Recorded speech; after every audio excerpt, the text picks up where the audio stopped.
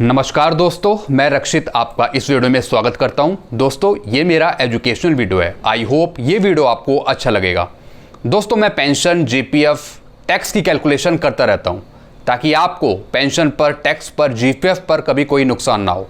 आप अपनी pension, GPF, tax खुद कैलकुलेट करना सीखें। ऐसे ही मैं आपके लिए इंटरेस्टिंग वीडियोस बनाता रहूं, इंफॉर्मेटिव वीडियोस आपके लिए बनाता रहूं, आपको इन्फॉर्मेशन देता रहूं। इसके लिए आप मेरे चैनल को सब्सक्राइब कर लीजिए और लेटेस्ट वीडियोस के नोटिफिकेशन मेरे आपको टाइम पे मिल जाएं, जल्दी मिल जाएं। इसके लिए आप बेल आइकन को प्रेस कर लीजिए। दोस्तों, जो मेरा आज का वीडियो है ये भी डिफेंस पेंशनर पे है। दोस्तों, कल मैंने एक वीडियो अपलोड किया था एमएससीपी एसीपी पर। सारी चीज़ें मैंने कल आपको बताई थी उस वीडियो में। एमएससीपी क्या होती है, एसीपी क्या होती है, कब ये ग्रांट करी जाती है जवानों को, कब ये दी जाती है, सब चीज़ें मैंने वो बताई थी उस वीडियो में। तो अगर आपने वो वीडियो नहीं देखा है तो आप आई बटन पर क्लिक करके वो वीडियो देख सकते हो, या फिर मेरे डिस्क्रिप्शन बॉक्स में जाके आप लिंक खोलकर मेरा वीडियो आप देख सकते हो। दोस्तों, कल जो मैंने वीडियो अपलोड किया था उसमें काफ़ी मेरे पास कमेंट आए, काफ़ी के मैंने आंसर भी दिए। मैंने उन सब कमेंट में से 5 कमेंट जो इम्पॉर्टेंट हैं वो मैंने चूज़ करे। मुझे लगा कि वो इम्पॉर्टेंट कमेंट्स हैं, तो आज मैं आपको इस वीडियो में जो मैंने 5 कमेंट उनमें से चूज़ करे उसके मैं आंसर आपको दूंगा। दोस्तों, इस वीडियो के माध्यम से मैं आपको बताना चाह रहा हूं कि जो वो 5 कमेंट हैं वो इम्पॉर्टेंट हैं, तो आप भी इंफॉर्मेशन ले लेंगे। ज़्यादा से ज़्यादा लोग वो इंफॉर्मेशन उन 5 कमेंट की ले लें, इंफॉर्मेशन जान लें कि वो कौन से 5 क्वेश्चन थे। तो चलिए दोस्तों, पहला क्वेश्चन लेते हैं। बिल्कुल ध्यान से समझिएगा दोस्तों, मैं ये वीडियो के माध्यम से सबको जो इम्पोर्टेंट क्वेश्चन है उनके मैं आंसर आपको बताना चाह रहा हूं ताकि सब समझ जाएं अच्छे से। तो पहला मैं आपको बता रहा हूं, जो क्वेश्चन पूछा मेरे से देव बहादुर थापा जी हैं। मुझे अच्छा लगा इन्होंने कमेंट किया। जय हिंद सर, जय हिंद। डीएससी को भी एसीपी या फिर एमएससीपी मिलती है? दोस्तों, जैसा कि आप जानते हैं डीएससी का फुल फॉर्म है डिफेंस सिक्योरिटी कॉर्प्स। काफ़ी जो कर्मी हैं वो पहले पुरानी काडरे में जॉब करते हैं, उसके बाद वो डीएससी में चले जाते हैं, तो उनकी जो टोटल क्वालिफाइंग सर्विस होती है वो डीएससी की भी ऐड होती है, तब उन्हें पेंशन दी जाती है। दोस्तों, डीएससी को भी, डीएससी में जो कर्मी हैं क्या उन्हें भी एसीपी एमएससीपी दी जाती है? दोस्तों, डीएससी के जो कर्मी हैं उन्हें भी एसीपी एमएससीपी ग्रांट होती है। दोस्तों, जो डीएससी के कर्मी हैं वो भी सेना के अधीन कर्मी हैं, सेना के अधीन काम करने वाले कर्मी हैं। अगर उनकी सर्विस के दौरान भी उन्हें कोई प्रमोशन नहीं मिलता तो उन्हें एमएससीपी एसीपी दी जाती है। यह लाभ उन्हें नियमित रोजगार के दौरान दिए जाते हैं। रक्षा सेवा कोर के कर्मियों के रूप में पुनः रोजगार के दौरान पूरी सेवा करियर में उन्हें 3 फाइनेंशियल अपग्रेडेशन दिए जाते हैं। अगर डीएससी कर्मियों को कोई भी प्रमोशन नहीं मिलता तब उन्हें एमएससीपी एसीपी का लाभ दिया जाता है। तो ये मैंने आपको बात क्लियर कर दी। तो जिन्होंने मेरे से ये कमेंट पूछा था देव बहादुर थापा ने, उनको मैंने ये बात बता दी कि जो डीएससी कर्मी हैं, कर्मचारी हैं, उन्हें भी एसीपी एमएससीपी का लाभ मिलता है। अब चलते हैं दूसरे क्वेश्चन की तरफ। जो दूसरे जिन्होंने कमेंट किया है, दूसरा क्वेश्चन पूछा है, वो मैं आपको बता रहा हूँ, जिनका नाम है तनोज देवनाथ। इन्होंने भी काफ़ी अच्छा क्वेश्चन पूछा है। What about those retire before 2006? जैसा आपको पता है कि एमएससीपी एसीपी 1/1/2006 के बाद जितने भी रिटायरी हैं, वो जो पेंशनर हैं, उन्हें एमएससीपी एसीपी का लाभ दिया जा रहा है। तो धीरे धीरे अभी भी ये लाभ मिलता जा रहा है। काफ़ी पेंशनरों को ये लाभ मिल रहा है एसीपी एमएससीपी का, और धीरे धीरे उनके पीपीओ हैं वो रिवाइज हो रहे हैं, तो उन्हें एसीपी एमएससीपी लगा के दी जा रही है। तो दोस्तों, 2006 से पहले जितने पेंशनर्स हैं या फिर रिटायरी जवान हैं या फिर जेसीओ हैं, उनके लिए क्या एमएससीपी एसीपी लागू है? तो जितने भी 2006 से पहले के जो बंदे हैं उनको एसीपी एमएससीपी ग्रांट नहीं हो रही है। 1/1/2006 के बाद जितने भी पेंशनर हैं, रिटायरी, उन्हें ही इसका फ़ायदा मिल रहा है एसीपी एमएससीपी का। 2006 से पहले जितने पेंशनर हैं उन्हें एमएससीपी एसीपी ग्रांट नहीं करी जा रही है।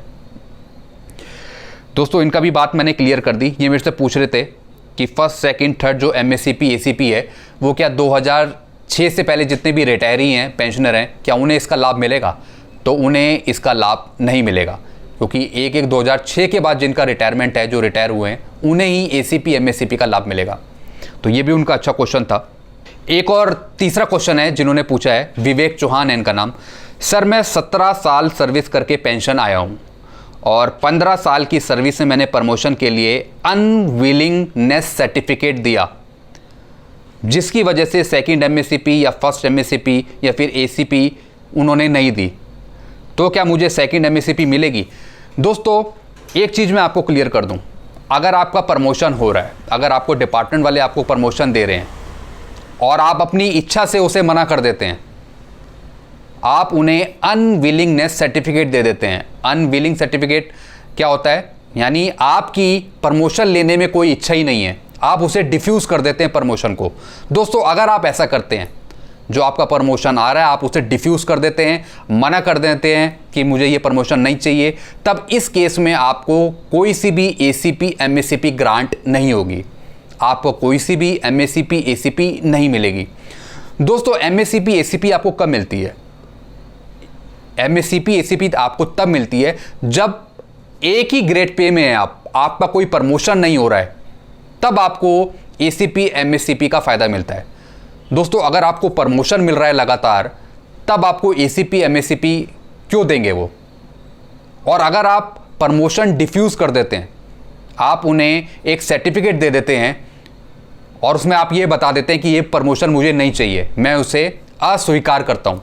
दोस्तों अगर आप ऐसा कर देते हैं, आप प्रमोशन डिफ्यूज़ कर देते हैं, तो इस केस में आपको कोई सी भी एसीपी एमएससीपी नहीं मिलेगी, क्योंकि डिपार्टमेंट अपनी तरफ पर अपने अनुसार आपको प्रमोशन दे रहा है, आप प्रमोशन के लायक हैं, प्रमोशन आपको दे रहे हैं वो।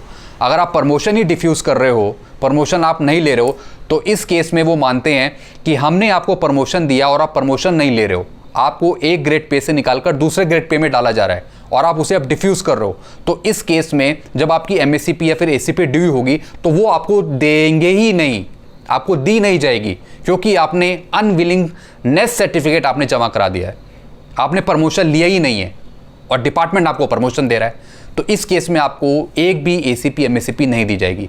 तो इस केस में इन्हें सेकंड एमएससीपी या फिर एसीपी ग्रांट नहीं हुई, क्योंकि इन्होंने अनविलिंगनेस सर्टिफिकेट दे दिया था, डिपार्टमेंट वालों को बता दिया कि मेरे को प्रमोशन में कोई दिलचस्पी नहीं है, मैं प्रमोशन नहीं लेना चाह रहा हूँ। तो इस केस में कोई सी भी एसीपी एमएससीपी नहीं मिलेगी। तो एक मैंने आपको ये क्लियर कर दिया। एक और मेरे से क्वेश्चन पूछते हैं, सर एच वेंकट नाम है इनका।